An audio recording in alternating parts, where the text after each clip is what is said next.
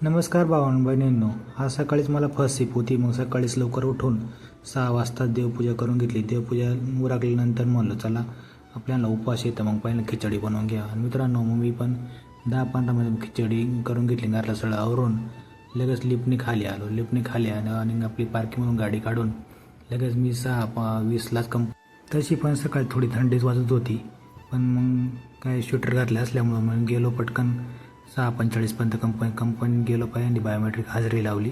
कारण आमच्या कंपनीमध्ये बायोमेट्रिक हजेरी लावल्याशिवाय आपली काय अटेंडन्स लागत नाही. मग काय घेतली अटेंडन्स लावून आणि आलो कंपनीमध्ये फर्स्ट शिफ्ट संपून पूर्णपणे 3 वाजता आलो ग्राउंडवर. 3 वाजता पार्थ वॉरियर्स आणि RK फायटर्समध्ये सामना चालला होता. मग कॉमेंट्री बॉक्समधून मग पहिल्या मॅचचा व्ह्यू घेतला. व्ह्यू झाल्यानंतर मग RK फायटर्स आणि पार्थ वॉरियर्सचा सामना 45 रनांत झाला होता आणि त्याच्यामुळे तो पार्थ वॉरियर जिंकल्यानंतर पार्थ वॉरियरचे प्लेयर थोडे थकले होते. मग त्यांनी नाश्ता करायचं काम चाललं होतं.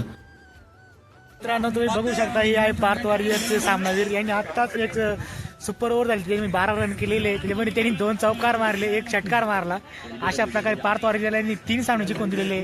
आता हे फायनलला गेले आहे. त्याने प्रफुल्ल सरांनी पण खूप मेहनत घेतली. नंतर मग मी पण त्यांनी म्हणले 2-3 मॅच त्यांचे फोटो काढून घेतले. शेवट लास्टला ती मॅच जिंकलेच. मॅच जिंकल्यानंतर त्यांना सुयश सरांना सामनावीर करण्यात आलं. नंतर जेवढे पार्थ वॉरियरमध्ये खेळाडू होते त्यांचे मी फोटो काढण्याचं काम केलं आणि लास्टला त्यांना ट्रॉफी देऊन सन्मानित झालं. मित्रांनो, दिवसभर 3-4 मॅच खेळून जिंकल्यानंतर त्यांच्या चेहऱ्यावर एकदम मस्त आनंद दिसत होता.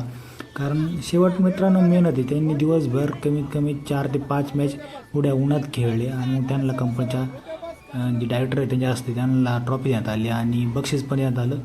मग काय त्यांच्या बघू शकता तुम्ही मित्रांनो, या संदीप जाधव सरांच्या चेहऱ्यावर स्माईल एकदम सामनावीर त्यांना दिलेले आणि आपले सुयश सर आहे त्यांना पण प्रथम बक्षीस दिलं.